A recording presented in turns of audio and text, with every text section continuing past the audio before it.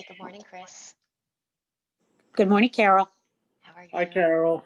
Jeff is here too, Carol. Oh, awesome. Great. How are you? Things are pretty good. I'm seeing if I can, I always keep trying this new technology, so I'm looking to see if I can pin my video, but I don't know. Not having luck. I'll put my video on so you can see me. I don't know if we do. Can you see us? I cannot see anybody else, as far I as I guess can we tell. have to do ours too. Video. Okay, there we are. Is that working now? Good. Yay. Yeah, I I can just see had to you. press the Yes, button. yes. I'm going to just go off video for a sec, but I can still see Okay. you. Yeah, well, we knew we were a little bit early, but we Oh, thought I we'd bet. check in. To get in there a little more. There we go. I guess there's nobody else there. That's why when I swipe over, it doesn't do anything. Yeah, it's all about pressing buttons. Mhm.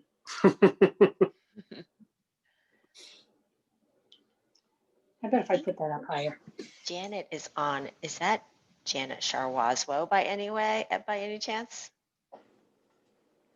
Which Janet do we have?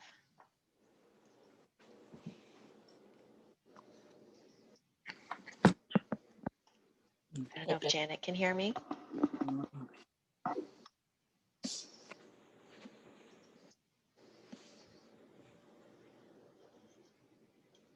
So, yeah, I think that's good. Huh? I think that's good. Yeah. I don't look like Humpty Dumpty on the wall. Right.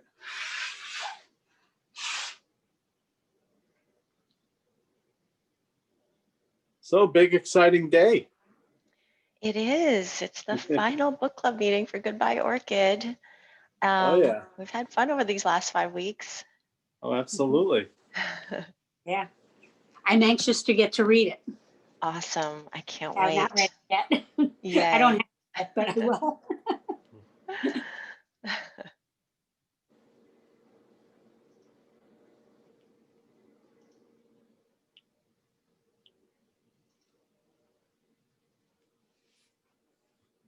I'm just getting the Facebook Live set up.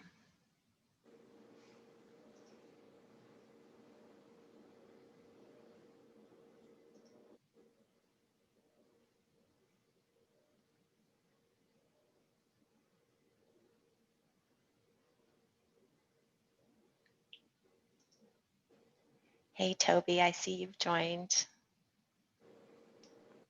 Hello. Hi there.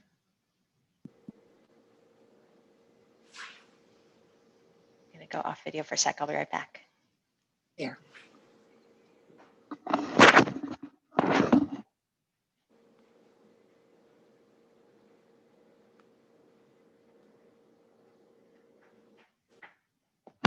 Must not have his camera on.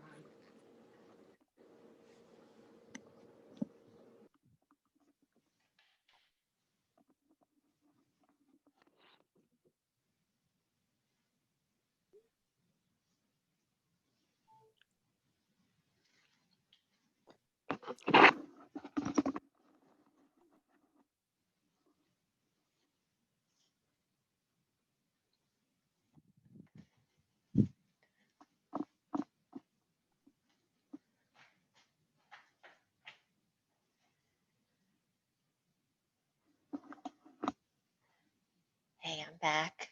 Toby, do you want to put on your camera? And then Janet, Oh, do you want yeah. to say hello? Whoops. Sorry. Oh, no I problem. forgot it didn't start video. Great. Hello. Hello. Good to see you.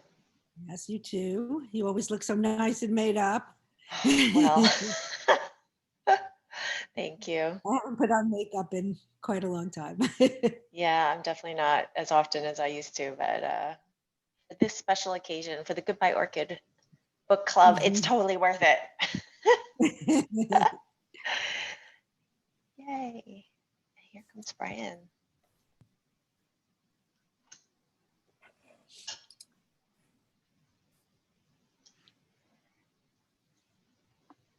Hey, Brian. We see Hi. you. Hi. How you How are doing? you? I'm good. Happy Sunday. Happy Sunday. Thanks. I think more people are calling in. I've had a bunch say that they're coming. So we'll see who joins when they join. I saw your mom said that she was interested in joining, Brian, and I see a Janet on here. I don't know if it's your Janet or a different Janet. Is it Janet Waswell? It doesn't say her last name. She got strawberry blonde, reddish hair. Well, she doesn't have her camera on, so I know what your Oh. mom looks like. Well, I just talked to my mom and I told her about it, so quite possible. Oh, Janet's iPad. Yeah, that's her. That's your mom? Yeah. Very cool. I Yeah. love it. My doorbell just rang, so I'm gonna go get Go it. for it. I'm sorry, but Brian, please say hi to Jeff and Chris. Toby's here. Your mom's here. More people are coming, and I'll be right back. Hi, Jeff. Hi, Chris. Hi, Oh, Toby. how you doing, Hi, Brian? Brian. Nice to I'm meet good. How you. you guys doing? Nice to meet you. Good. How about you? Can't complain. I mean, I could, but I'm not going to. Yeah, Right. because nobody Um, wants to hear it, right? Right. It's very gray, dark, rainy, and cold, windy here today. So Yeah, Oh yeah, I heard nice, the wind. cozy Sunday. yeah, Oh yeah. yeah. That's how it is here too. You must be close. And where are you? Northeast Pennsylvania. Oh, Nipa. Huh? Oh yeah. Yeah. I have I work for a wheelchair company out in Scranton or Exeter. Pride Mobility. Do you know of them? Where? Pride Mobility. Oh, Pride Mobility. Private Yeah. building. Yeah, I'm their Oh, yeah. spokesperson. Yeah. I used to Oh, work for a nice. furniture store and we did a little bit of business with them. Oh, nice. Yeah. They have since closed, but it was a, family owned. So unfortunately, it went the way of a lot of family owned businesses. And the big guys come in. Yeah, it's true. Yeah. That kind of sucks. Yeah. Hey, Yeah. Janelle. Anyway. Hey, Greg. Good to see you. Hey, I Carol. see Bambi's on too. Bambi, put on your camera if you don't mind. We'd love to see you. Greg is another author who's joined here. And pleased to do so. Yeah, it'll be exciting to give away a copy of your upcoming book. Well, it's not as exciting as reading yours, which I'm kind of savoring in a slow read, word by word. So, well done. You are so kind. Those are really meaningful words coming from you because Greg actually writes literary fiction and his book is so beautiful and so lyrical that that is very, very high praise. Thank you, Greg. Thank you. Yay, I see. Hey, Bambi, can you hear us?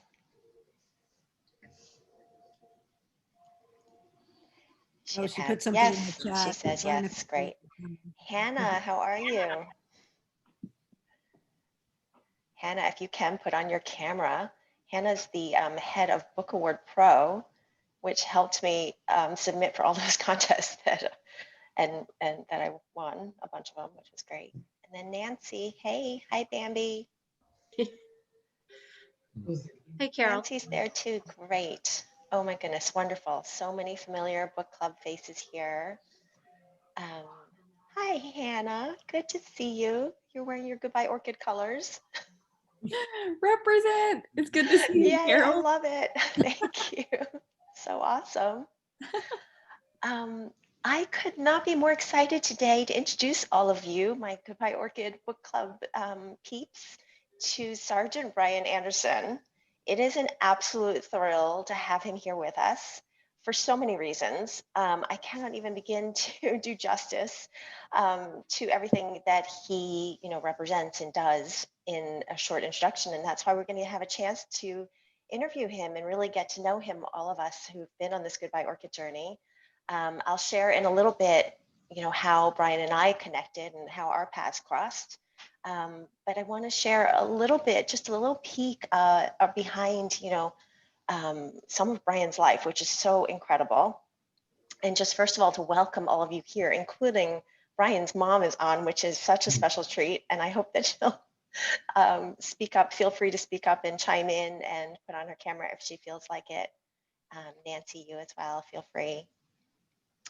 So, Brian and I actually go way back. Brian, I feel like it's been more than 6 years that we've known each other, which is hard to believe how time flies.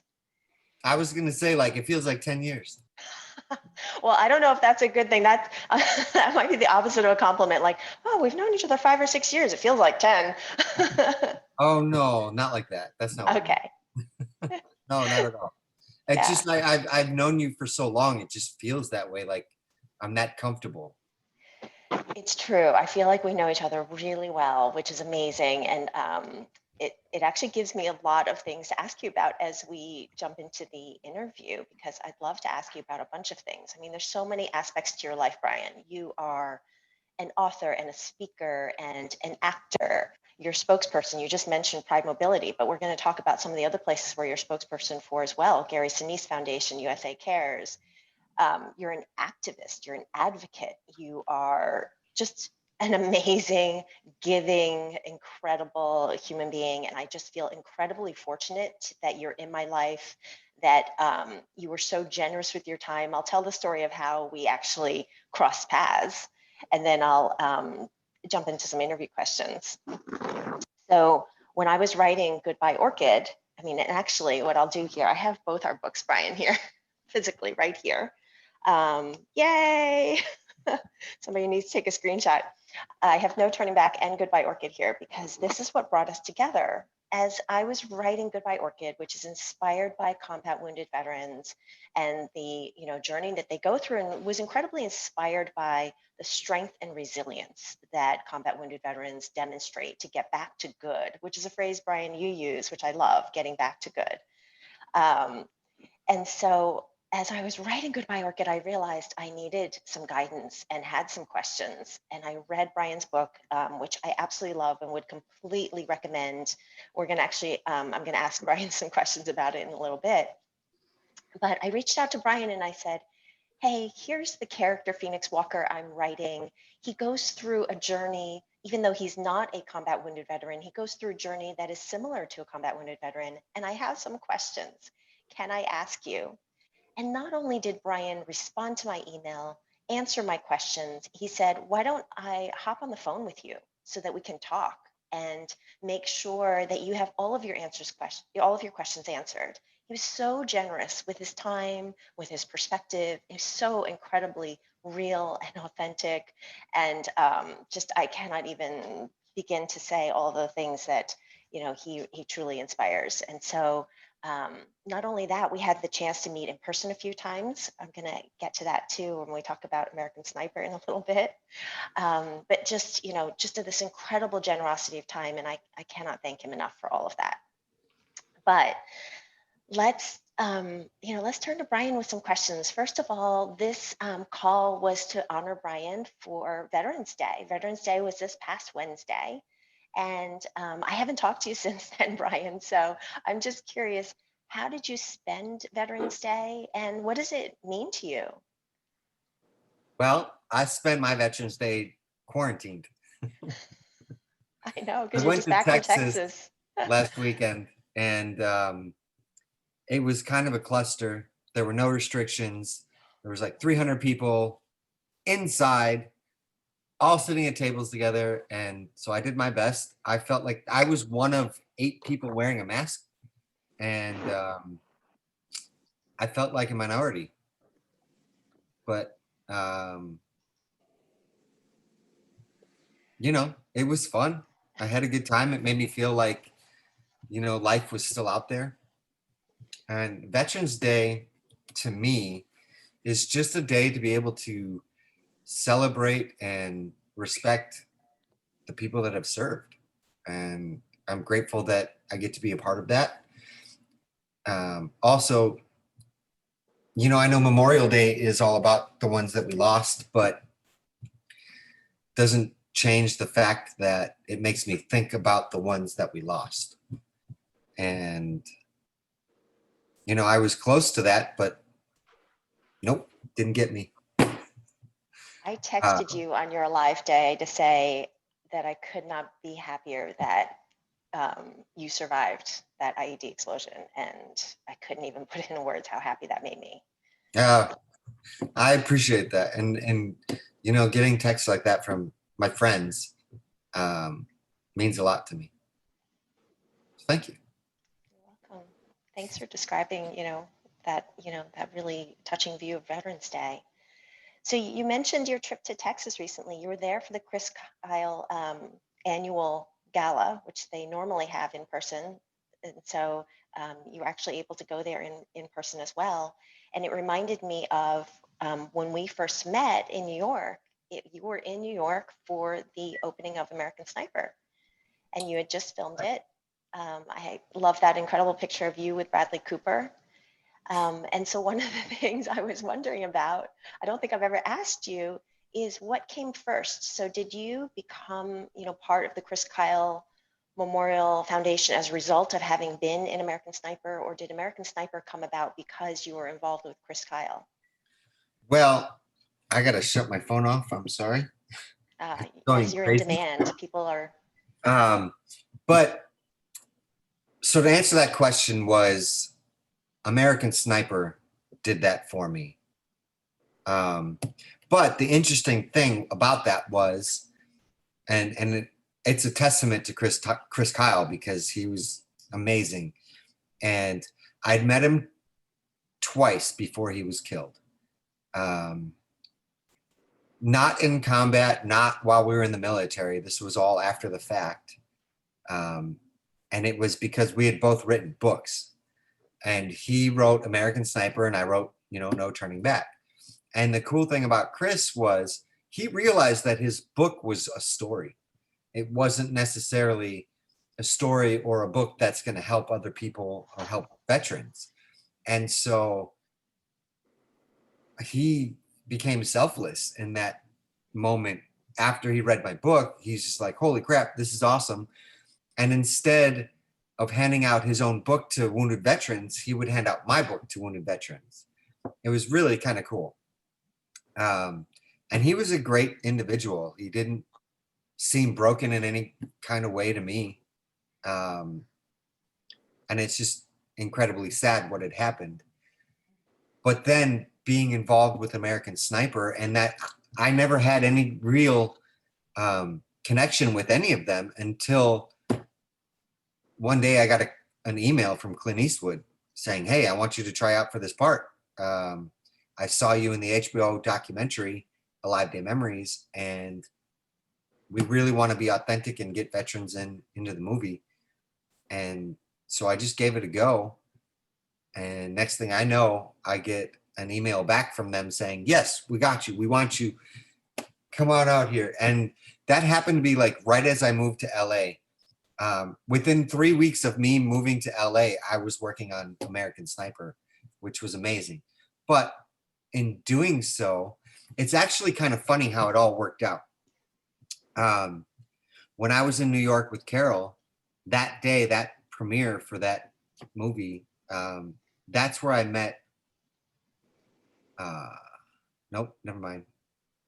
Getting off track. Bradley Cooper.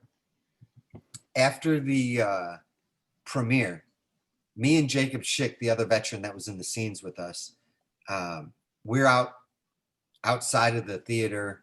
Not like we're still in the theater building, but outside the theater. We just walked out. Me and him were sitting there by ourselves, and Bradley walks up and he goes, so what do you think? What do you think? And I was just like, dude, I hope you're ready for everybody in America to like absolutely love you. And he looks at me and he looks at Jacob and he goes, well, that's great, but I'd like to do a premiere for the veterans. And so the movie kind of came out early in like a select open in December. And then the movie came out in January or something. And so before the country release of that, we went and did a premiere for the soldiers in San Antonio. And Bradley was the one that was like, hey, I think we should do a premiere for the soldiers, but let's not make a big deal out of it. Let's just let it be the three of us. I was like, okay, cool. Make it happen and I'll be there. And he did that exactly. And it was him, me, Jacob, one representative from Warner Brothers, and then Chris Kyle's father, Wayne Kyle. And we went and did the premiere in San Antonio at BAMC, which was incredible. And that's the first time that I met Wayne Kyle. And from that point on, it was like we were family. And now ever since then, you know, he's done a couple events with me where I would go to VAs and visit soldiers and stuff like that. And then since then also, I have been a part of this Chris Kyle Memorial Benefit every year, which is really cool. And a lot of the actors will go to that too. Not, I haven't seen Bradley there yet, but some of the other ones too. And one of the other actors, he was a surgeon, and I can't even remember his name, but he was the doctor in American Sniper for their squad. He was actually in their squad, and he's a doctor and a military man, and he decided to get into acting. He's done a couple things, but that's kind of like a hobby because he wants to be a doctor and a surgeon. And so that's what he's doing, like for his real life job, but acting on the side here and there. It's pretty cool. He's awesome. He's a good dude. It's so sweet the way you talk, with pride about other people. But, as I hear you sharing these stories, Brian, I hear these incredible themes that I think we all can take away. One, you talk about the strong network around you, the people that you've met and then you keep in contact with and really stay a part of your lives. And I think your network is really, broad and, so loving and supportive of you, from what I see, certainly on social media and the way in which people really are drawn to you. The other thing I think about in terms of themes is you talk about the surgeon going after his dream of being a doctor, but also there's so much in your stories that is about you going after your dreams and achieving them. I think you write about in No Turning Back, wanting to be an actor or a stuntman. Even while you were at Walter Reed, you were telling your mom that that was something you thought would be really cool. And here you made it happen. Within 3 weeks of moving to LA, you are an actor.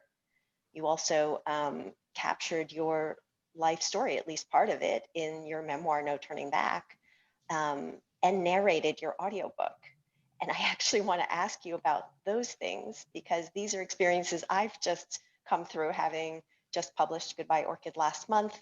And I just finished recording an audiobook version of Goodbye Orchid. And I have to say, hats off to everyone who records audiobooks. It is much harder than I anticipated. I had to learn a whole new way to breathe. I was stymied by all kinds of issues because I was recording in my walk-in closet. So just imagine me in my walk-in closet. Oh, wow. In the fall, when people are going crazy with leaf blowers, and there's not as many airplanes as there normally are, but there still are airplanes overhead. There were just so many problems, including if I was hungry, my stomach rumbling could actually be heard on the audio. So it was quite an amazing learning experience to go through all that.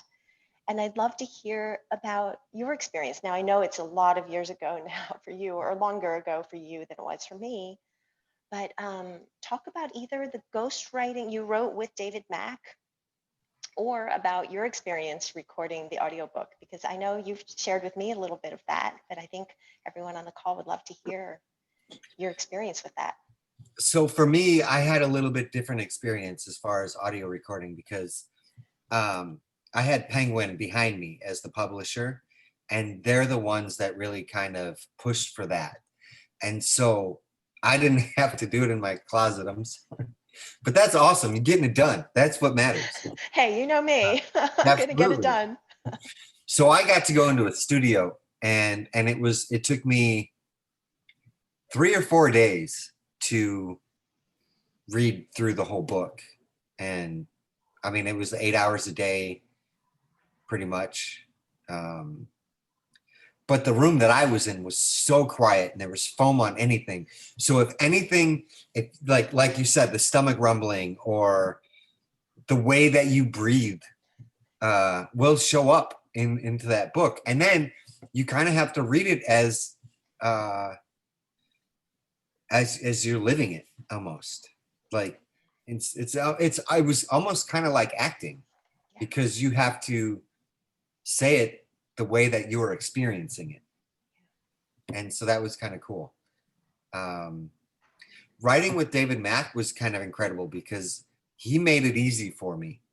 I would go to New York, Queens, New York. He lived in Queens, and I'd go to his house, and he'd set up a video camera, and we basically do an interview. He'd ask me questions or tell stories that would in turn make me remember other stories and then throw them out there and tell those stories. And so it was kind of like, hey, let's just BS a little bit and see what we come up with. And we had over 40 hours of that he turned into my book. And everything that is written is things that I had said throughout that process, which was kind of cool to see that materialize. It was kind of incredible. He did a really good job, and he's a great writer. So I'm thankful for that, because I'm not a writer, and he made it into something that was still me, but polished in a way. You should have heard the first version of it, though. There were so many F-bombs. Like, come on, I don't swear that much, but I do swear a lot. Well, I love in the foreword, in the introduction, well, Gary Sinise writes the foreword for the book, but you actually in your introduction say, hey, if you don't like curse words, just, turn away a little bit because I'm a soldier and I'm going to curse. Yeah, So, pretend like you don't see them. yeah, I love that. Thank you. So another cool connection between us, Brian, is that this idea of twins. So in my book, Phoenix Walker has a twin, Caleb, that plays a big role in Phoenix's recovery from his accident. As well, I myself am a mom of twins.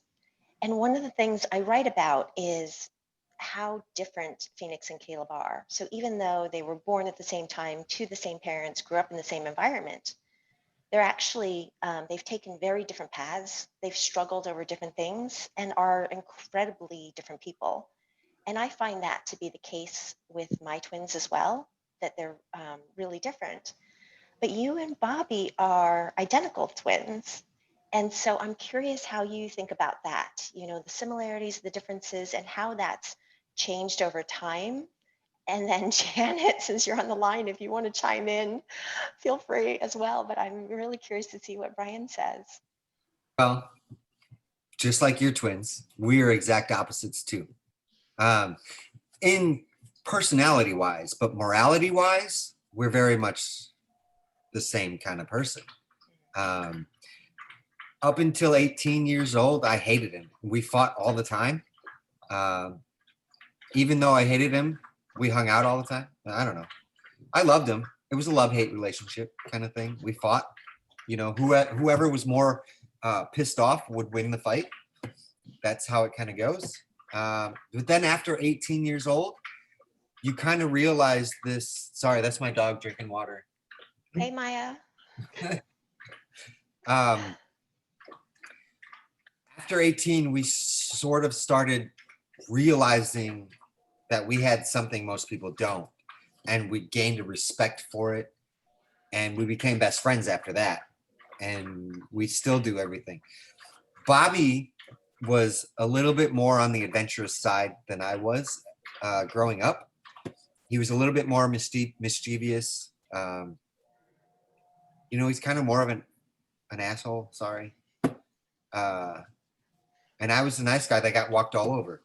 But that was kind of good because I learned from him because of that. But then after I got blown up, it hit him hard. And he really felt like it should have been him that something like that would happen to, because he was more of the Joker. I don't know. But everything happens for a reason. And I think because it happened to me, I was able to help him grow in a way because of the way that I handled it. And I hope, he did. Mom, you got anything to say? I'll take that as a no. Or she possibly doesn't even know how to work the app. And so she's probably sitting there like, how do I talk? How do I talk? It's all right. Feel free to put it in the chat too, Janet. Or maybe you're going to get an earful later. No, it's okay. I don't care. But I'm just glad that she's on the call. Do you still see her? Because I don't see her anymore. No, I can't. I don't think her camera ever came on. No, but do you still see her name? Because all I see is the people at the top. Yeah, Janet's iPad is still there. Okay. Yep. Cool. So I think she's still on. I think there's so many insights in the way you describe this relationship of teens as teenagers and then growing, from love hate to really respecting and loving each other. And I think these are themes I definitely wanted to play with when I wrote about Phoenix and Caleb. And this idea of Caleb, who's kind of been the underdog and struggled more and been more the mischievous and troublemaker one, actually feeling guilty about Phoenix's accident. It's something that plays out as well. And actually, I don't think I'd ever heard you talk about it in that way. So it really is meaningful to me that came out naturally in my storytelling as well. One of the things that you and he had in common as teenagers were you were both really competitive in gymnastics. And that's another thing you and I have in common because my son Alex is in competitive gymnastics. He's a senior in high school now, so it's probably his final year before he, I don't know, does it at a club level. And so one of the things he's writing about in his college essays is that gymnastics has taught him discipline and perseverance. And I already see you nodding your head. And so I'm wondering if you want to comment on the ways in which gymnastics, beyond the physicality of it, which you still, employ, what things has it taught you beyond that? Well, so me and my brother, we were both in sports our whole lives, but we were always on the same team. So there was no competitiveness really. I mean, every now and again you play a pickup game where you're on other teams and it was like, yeah, I want to beat that guy. But when we both got into gymnastics, like even though we were on the same team, there's an individual winner and loser basically. And so our scores mattered and that's kind of where we became competitive. But the greatest thing about gymnastics is you can't succeed until you fail, and you fail a lot. And so it just kind of really teaches you to dig deep, keep trying. And then when you finally do it, it's so satisfying to know that you did that and you accomplished something that you thought you never could do before, which is amazing. And then now in my life now, what gymnastics has done for me tremendously was to be able to look at the world as like an apparatus, like the high bar or the parallel bars or the floor. You have to be creative in ways on how to move your body and do these amazing things. Well, after I got blown up, I started looking at tables and chairs and railings very differently, more like an apparatus than an everyday item. And that has allowed me to, like, I guess the fact that I'm missing 3 limbs, but instead of looking at, oh, I can't do this, it's looking at it, oh, how can I use that to help me? Or what kind of way can I contort my body to make this work or whatever? And that has given me such a great life because I don't look at being in a wheelchair as confining because I'm not in my chair all the time. Like I'm always on the couch, I'm flipping around, sitting on counters, doing whatever I need to do. And that's because of gymnastics. And I still do everything. Like I'm good. Yeah, Yeah. you And are that's more than good. gymnastics. More than good. Like when we hang out, you just do whatever you want to do. And Right. And it became natural. Mhm. And when people, like I'm so used to doing it now. I jump out of my chair onto the ground all the time. And when I'll give speeches, like I have to tell people don't freak out because I jump out of my chair and I sit on the stage and I'm like, hey, and every time I do it, even though I tell them don't freak out, I still get I'm like, what?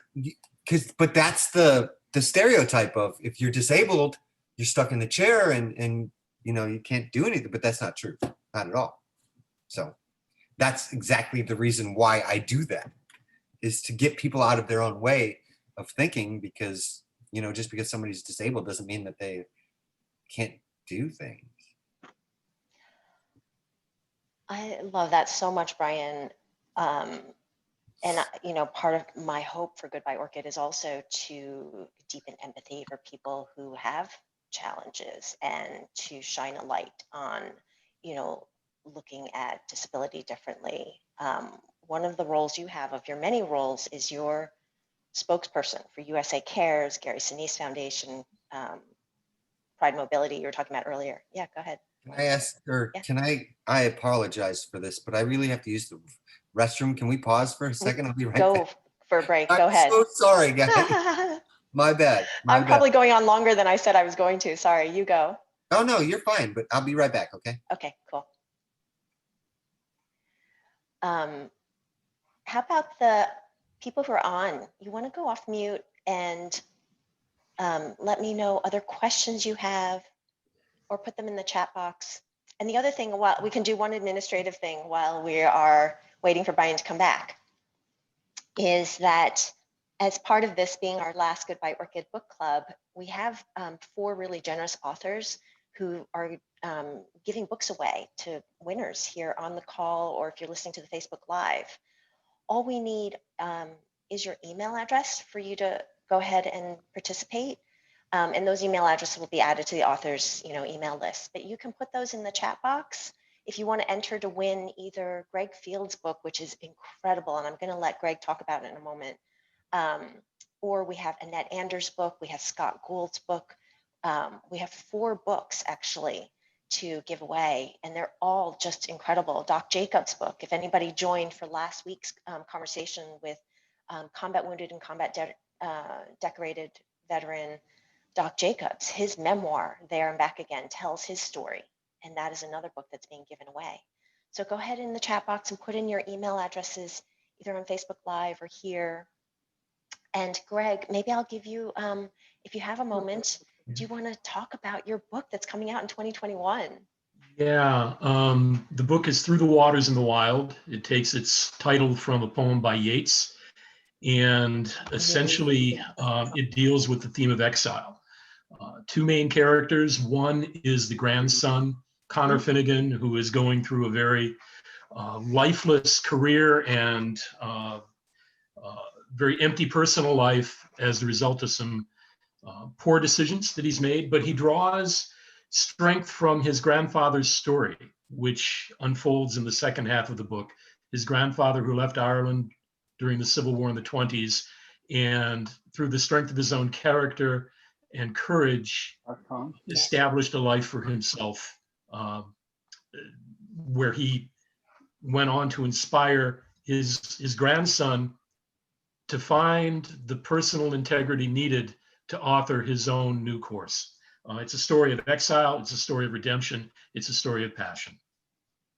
And it is, in its own way, an homage to my friend and mentor, Pat Conroy, whose writing I followed and tried to mimic as best I could. Yeah, Pat Conroy has a Pat Conroy Center, right, that you've been part of, Greg? Yes. Yeah. Yeah. I was not the only writer that Pat helped. He was notorious for never turning his back on any writer, regardless of skill or age or talent, who came to him. And just his passing a few years ago was an incredible loss, not just for those people who knew him, but for the writing community as a whole. Yeah. Thank you for sharing, Greg, and thank you so much for offering an advanced reader copy to one lucky reader who's going to be able to experience this. And then even if you don't win, absolutely go look for and buy Greg's book. It's really incredible. Thank you. Yeah. Thanks, Greg. All right, Brian, you're back. Yeah, I'm back. Sorry, thank you so much. I appreciate it. Of course, you're welcome. No problem. Totally fine. So where I was going next was I was thinking about all of the places where you're a spokesperson, and you were actually, delivering quite an impassioned message right before you left for a few minutes around this idea of, not Can I say judging. something real quick? Yeah, go ahead. You speak. Thank you, Janelle, for the Wrigley sign thing. I appreciate that. Just wanted to acknowledge that. All right, I'm good. Oh, I missed the Wrigley sign thing. Oh dear. It's in the chat. You are so nice. Anyway, go ahead. Yeah, let's go. Okay, cool.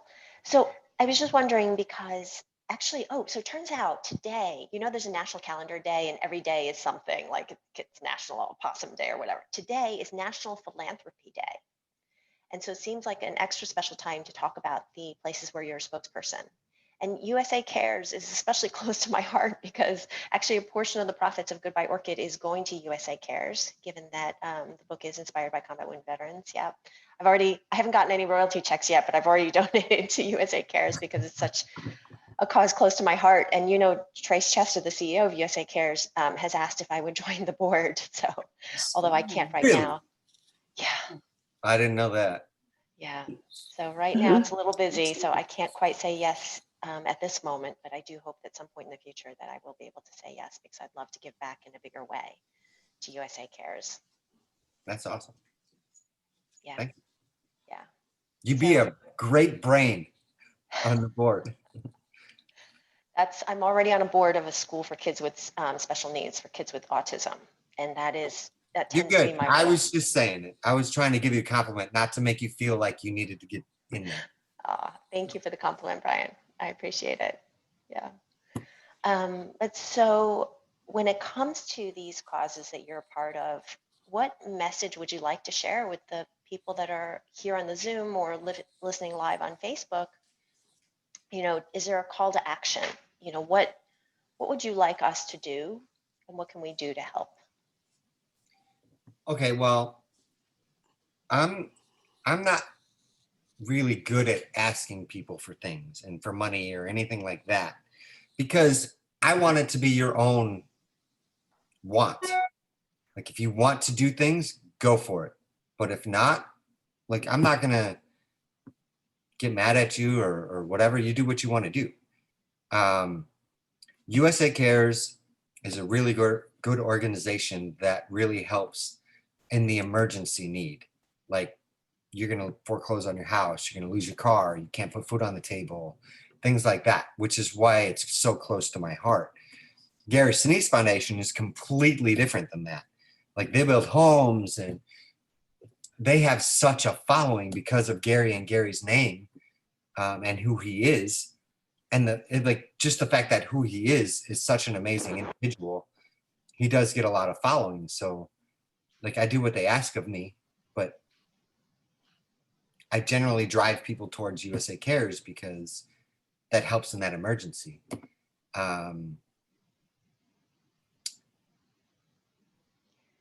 Yeah, I lost myself there. No, you did great. And I think it's so moving. The mission of USA Cares helps and supports post 9/11 military veterans and their families in that time of need. And when I attended their gala this year, it was virtual.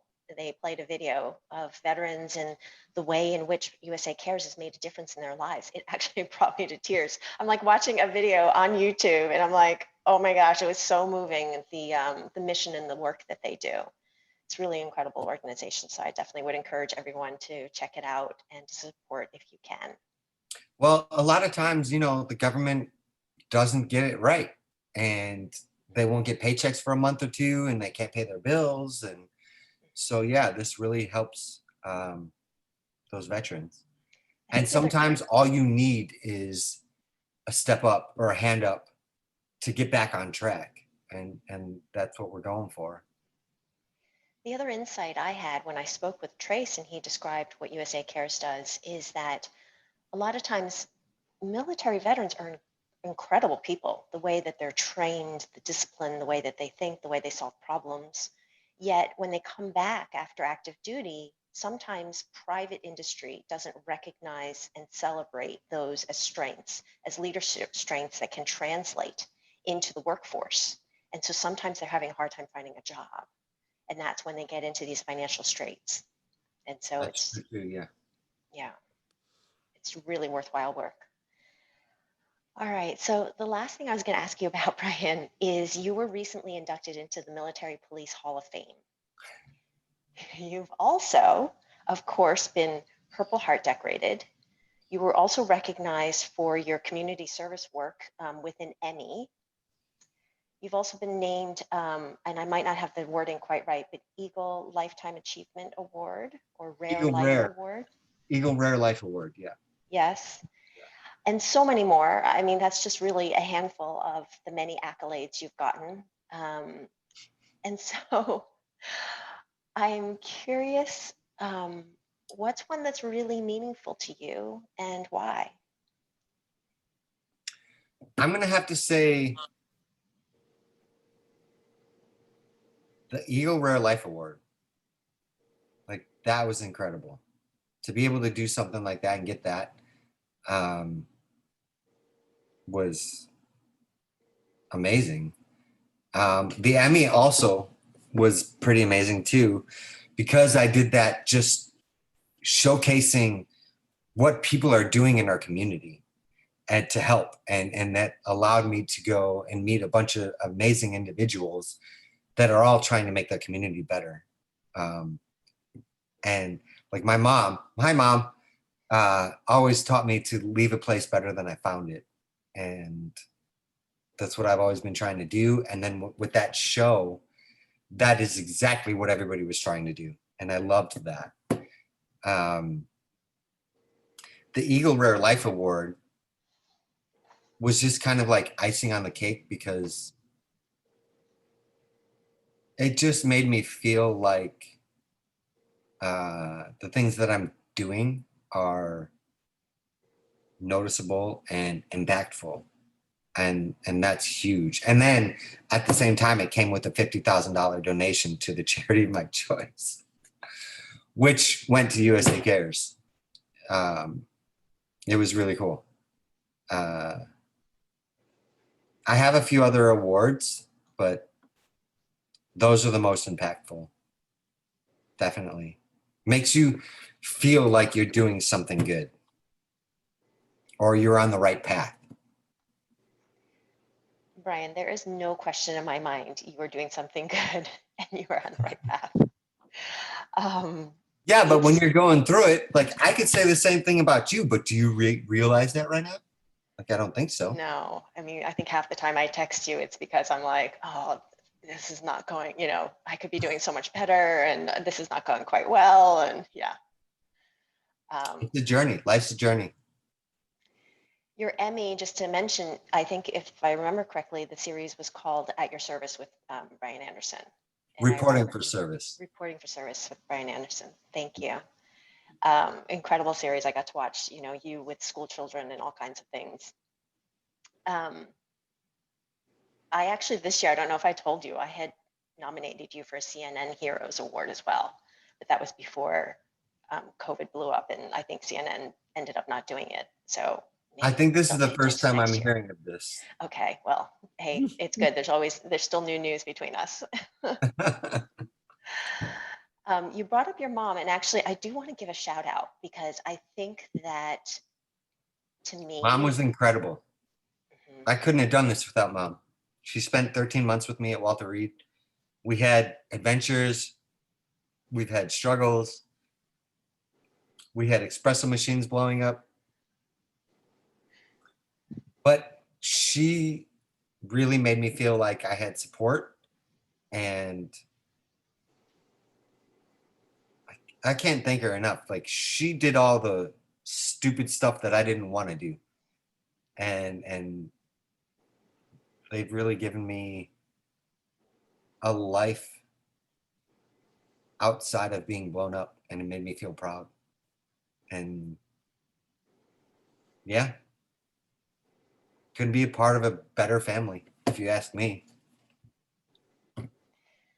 Those are really heartfelt and touching words. And, I have a belief that when you see a strong man, that there is oftentimes an incredible mom behind that man. And that's actually how I wrote Phoenix Walker as well. His mom is a big part of the story. And, the strength that she demonstrates throughout the experience also is to be commended. So thank you for those amazing words. So I'm sure I could keep chatting, but I want to be respectful of your time, Brian.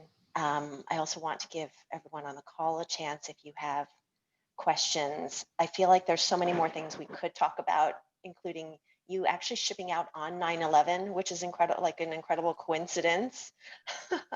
Technically, it was the 12th because it's like 1 o'clock in the morning, but yeah, Okay. that was interesting. But yeah, guys, I'm an open book. Don't be afraid of me. I'm not afraid of you. Ask whatever you want. I will answer the best I can. Yeah, feel free to ask questions. And then I also know, because I've chatted with this group before about you, Brian, that they also just simply want to express gratitude. You know, I feel like sometimes the words "thank you for your service" are not quite adequate, and maybe we say those because we don't know what else to say, but it really comes from a very authentic and heartfelt place. What I have come to, like, anybody thanks me for my service, I'm always respectful and whatever. The best thing that I would say that you could say is thank you, welcome home. Like, it's simple and easy, and it gets it across. Like, thank you, welcome home. Because people, like most soldiers, that we're not in it to get thanked by everybody. Like, that's not our goal.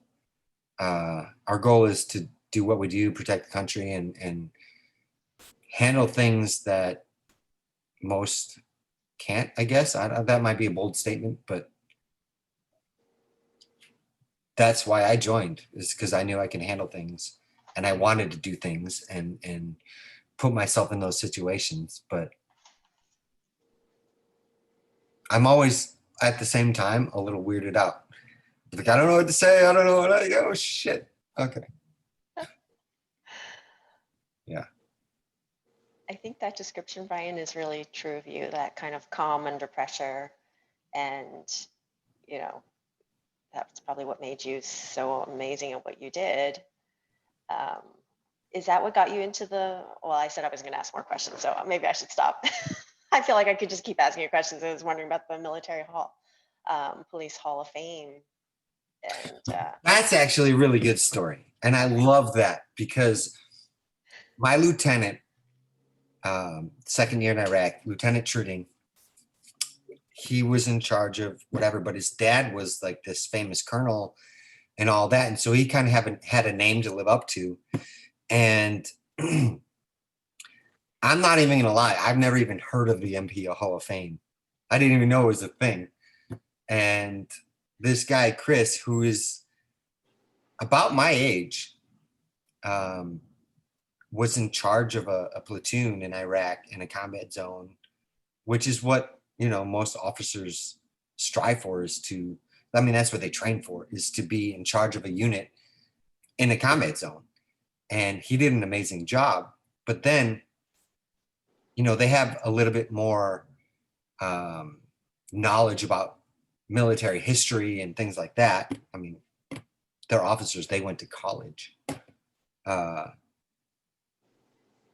then he starts seeing all these people in this military police hall of fame that are really high ranking and hadn't done that much. Like, it was almost as if the people that nominated them for that were just trying to brown nose or suck up and help themselves in their own career by doing that, I guess. And so Chris is like, this is messed up. Like, and then he was talking to his dad, that famous colonel, about it. And he's saying, all right, so what are you going to do about it? And then Chris, in turn, nominated me to be, and I'm now the youngest and lowest ranking in the Military Police Hall of Fame. But it's because I did stuff. I did stuff with my life. I was a good soldier. And I'm pretty sure it's more about what I've done after, and the fact that I still instill those values to other people today. And I think that's why. But it's an incredible honor, and it's forever, which is amazing. So. I didn't know you're the youngest, the lowest ranking. You don't have to add that part. like when you talk about the values that you instill, one of the things I'm reminded about, and I have it right here, you signed my book at the bottom. You can't actually see it, I realize. I put it up, but you can't see it, sorry. Well, it actually says, "It's so cool to meet such a unique soul. Thank you for everything. Live, love, thrive, Brian." So live, love, thrive is something you have tattooed on your arm. It still looks awesome, by the way, because I saw you right after you got that. Do you remember? It was so fresh, and you did it for the Michael Stokes shoot. Yes, I did. You did it for the Michael Stokes shoot, and it looked amazing there, but it still looks really good. Maybe it's just because I'm seeing you on camera, but it looks really fresh still Thank to you. me. I appreciate that. I mean, when I think about the values that you strive to instill, I think that to me summarizes it well. Can you talk about what that line means to you? Sure. Live, love, thrive really just comes down to the core of it, of live your life, love other people, and try to do the best that you can, thrive. Like, your mentality is your biggest speed bump, I guess. Like, your mind can really put a negative effect on you. And if you can think more positively and just know that you can do things, and you got to keep trying, like, it takes work. It's not just going to happen overnight, but like, that's really what it's about. That's what life is growing yourself and becoming a better person in every way and aspect as you grow older. Granted, we all stumble, we all fall, and that's life. But that's part of the journey. That's part of the live part. And then the love part is, I'm not doing too well in that right now, but coming together with somebody and sharing your life and morals, goals, and experiences together. And then thriving is just enjoying that part of it.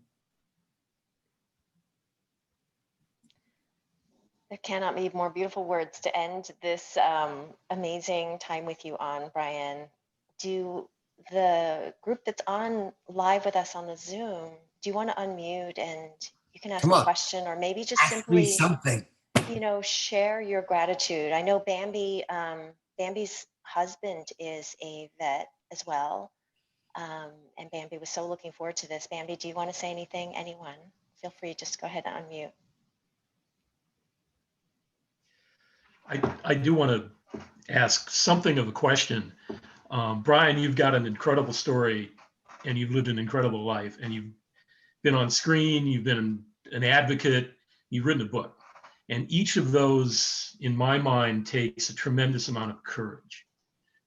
Just writing a book, putting yourself out there, putting your story out there, that's an act of faith, it's an act of strength, it's an act of just an inestimable courage. A lot of people would run the other direction. You didn't. Why? Well,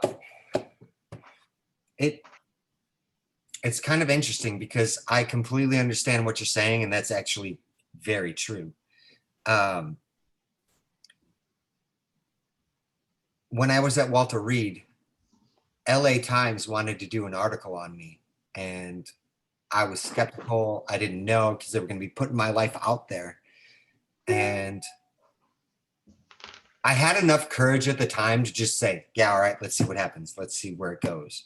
And it had such a good response that allowed me to, okay, open up a little bit more. And then the next thing was the Esquire magazine. And I ended up coming out on the cover of Esquire magazine. And that really opened up more doors. And as I went through that, it wasn't like I was this open and honest right in the beginning. I was sheltered a little bit, and I was like, why would I put myself out there? And I don't know. But those little bits of what's the word I'm looking for? Affirmation really kind of gave me enough courage to take another step and then take another step. So it was very much a growing process. And the more people responded to me, the more I was able to be open. And so it doesn't happen overnight, but I hated taking pictures. I hated, putting myself out there. But in all reality, the more that I did that, the more people connected with me. And so that made it easier to do that. And so that's really where it all came from. And then it just got to a point to where, just put yourself out there, see what happens. And, like once you can get over that hump of, oh, I don't like this picture. Oh, this is my better side, not this side, whatever. Just throw it out there because that's you. And people respond to who you are. Well said. Thanks. Thanks. Anybody else? Come on. What about you right there? Hannah? I don't know who I was pointing to. Just trying to encourage people. I got somebody on my screen right now. Redhead, strawberry blondish. Oh, Bambi. Is that Bambi? Hey, Glasses? yes, hey. Hi. Hey, I just want to say that I relate to a whole lot of things that you said because of my husband in the service in the military, but I just want to say also welcome home, like you said. And there's challenges continually because of the discipline and things that you've been trained in and everything. And it's just amazing the strength that you guys have to keep going. You just keep stepping forward and you don't let things get you down. And that I admire that. I appreciate that. Yeah. And life is always going to throw you challenges. I mean, that's life. It's always going to be something or another. I mean, it tends to be what it is. Another speed bump after another speed bump after another speed bump. But you just take them one at a time and assess that problem in the moment, do what the best you can, and then move on. And then, right there after that, another thing's going to happen. Like, that's just life. So, yeah. But I appreciate The hardest thing is to keep a positive attitude, not get discouraged. Right. It's tough. And Yeah. sometimes, it'll beat you down.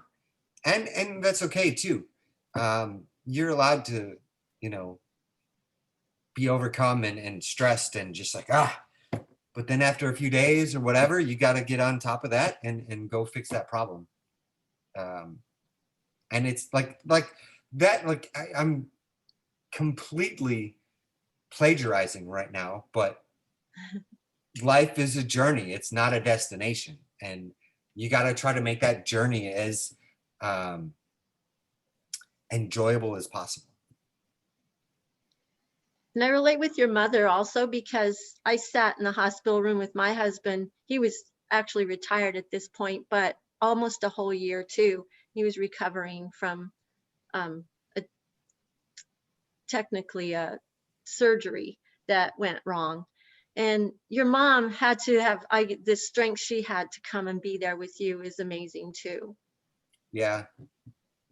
Yeah. And my husband always says how you can't get through it without that love and that encouragement and just having someone there all that, that you can count on all the time. Well, I'm very grateful that I don't have to know what that feels like. But yeah, that's gotta be tough. Hey, Brian, have Yeah. you always had such a positive can-do attitude, like even when you were a young person, like a youngster, or is that something that you developed at your time in the military and, also during your recovery time? Well, that's a great question. And no, I wasn't always. I mean, I always was kind of like an optimist and tried to look at the bright sides on things. But no, I wasn't always this way. I used to be the kid that got walked all over on because I was so nice and whatever. I mean, and I think this is one of the weirdest statements I could possibly say, but it actually took me to get blown up to become confident with who I am and what I'm doing and made me sure of myself. Maybe that was having to relearn everything, but maybe that gave me the mentality of instead of just relearning everything on like physically, mentally, capably, was just with everything too, and people, and how I approached other people and things like that. And now I don't let myself get walked on. I'll still give the shirt off my back and bend over backwards for somebody if I can. But at the same time, I'm not going to let you walk all over me anymore either. Like, I'm not an idiot. And I find it weird that it took me to get blown up to learn that. But, you know, everything happens for a reason. And maybe that's what it took. And now I'm doing pretty well. So I'm happy and I'm good. And yeah, that's all I got. Oh, thank you. Yeah, no problem. I hope that helped. I hope it answered it. Hi, Brian. I want to also thank you for your service. Welcome home. And I want to, in particular, thank you for your voice. I think it's so important, especially now with our COVID crisis. It's really hitting people hard. Parents, a lot of my friends are vocalizing how it's hitting them. Teachers, so many people. And I was wondering if there was anything you'd like to add, considering our current situation. Well, I spent 2 years in Iraq. And so that was away from everybody I knew, everybody I loved, except minus my friends, the people that I, you know, served with, which are brothers and sisters for life, which is amazing. But, you know, a year or two out of your life is nothing compared to your life. And sometimes we got to eat shit to move on. I'm sorry. That might not be the most elegant way of saying it, but, you know, we're all just trying to do our part. We're going to come out of this eventually. We just got to hunker down until then. And it sucks. Yeah, but we'll get through it.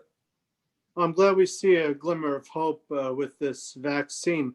Sounds Yeah. like they're going to be able to stagger it from December through April, amidst very unfortunate the case spike we're seeing at the same time, which is Well, you know, I think it's quite unusual. I understand that, but at the same time, let's think about it like this. There's more tests out there now, so there's more availability to get tested. Plus, it's cold and flu season now. So anytime anybody has any inkling of feeling crappy, they're going to go get tested. And so you're naturally going to come up with more cases than you would normally because of more people are getting tested. And in the beginning, you know, we always knew it was going to mostly run through all of us anyway. It was about not overloading the hospitals at one time. And so this is just something that we have to deal with. Right. Well, thank you, Brian. Yeah, no problem. Hi, Anybody Brian. else? I just wanted to say thank you so much for sharing your story and telling it in a way that it really captures some of those big life picture things for all of us. We all go through problems, and you have a way of telling your story that inspires everyone to go and make the most of it. Go fix the problems. Go just make the most of life. So I really appreciate that. Thank you. No problem. I appreciate that. Yeah, go head on. Like, I don't know any other way to live except to go charge right at it. And, you know, like I'll always say, your mind is your biggest adversary. No, wait, is that the right word? Adversary, is that an enemy or a? Yeah, enemy. Yeah. So your mind is what stops you from doing things. You got to open your mind up and then allow you to do more things. And at the time, you know, you might not know what it will bring or what it can do, but try it anyway, because either way, you know, you're going to learn from it and it might help you grow the next time. You might not accomplish what you were trying to accomplish at that moment, but the next time you try, you'll have a better knowledge on how to get that goal done. And so just the best thing I ever did in my life was to throw myself out there. I was scared to do it in the beginning, but once I did it, it has been the most amazing thing. and I have the most amazing life, missing 3 limbs too. I don't regret anything. I don't feel bad about anything. And I have an amazing life.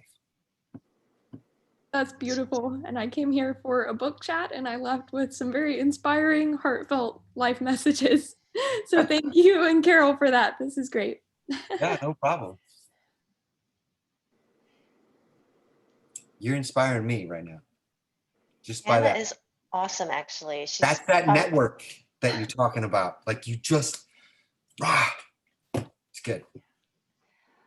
I mean, Hannah is probably too humble to say this herself, but she's actually a CEO and entrepreneur of her own business. Oh, She's really? created her own company that uses AI to help authors, artificial intelligence to help authors, which I think is incredible. So she's this young, smart entrepreneur. So I have huge respect for My Hannah. thumb's crooked. I know, sorry. But you know, I'm giving you the thumbs up. That's awesome. Congratulations. That's got to be exciting. Thank you very much. I wasn't expecting that shout out, Carol, but that means a lot to me. To Brian's point, it's important to capture that passion in life and make the most of it. I love authors. You guys are great. We love you right back. Awesome. Well, this was an amazing hour. I can't thank you enough, Brian, for spending the time with us, answering all of our questions, filling us with such optimism and hope. And I hope that we have given you that back as well, that, you feel the respect and love we have for you and your experiences and our appreciation for you, Brian. I hope you feel all of that. And Janet as well. And I hope, Andy, Maya, everyone in your life is good. Thank everyone so much who's on the call for having spent this time with us, and also whoever's on the Facebook Live. I will do one last shout out at the end, just because I think that No Turning Back is just an incredible story. So please go out. It's actually available on Amazon. I treasure my copy, absolutely. And then while I'm at it, feel free, go out and get Goodbye Orchid, anyone who doesn't have it. I'm doing holiday packages at this moment, including one for Toby. Yay, Brian, yes. Audiobook coming. No stomach rumbles, I promise. They took all those out. Yeah, I gotta eat. I'm getting there. It's your time for lunch? Yeah. Yeah. All right. All right. Well, guys, thank you so much. It was great Thank to be you. here and Thank you.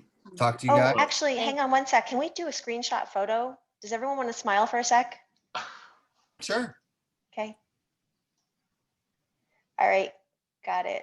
Thank you. Cool. Thank You you. guys have a great weekend or rest of your weekend. Yeah, you too. You too, Brian. I'll see you guys soon. Take Get care. around, hopefully.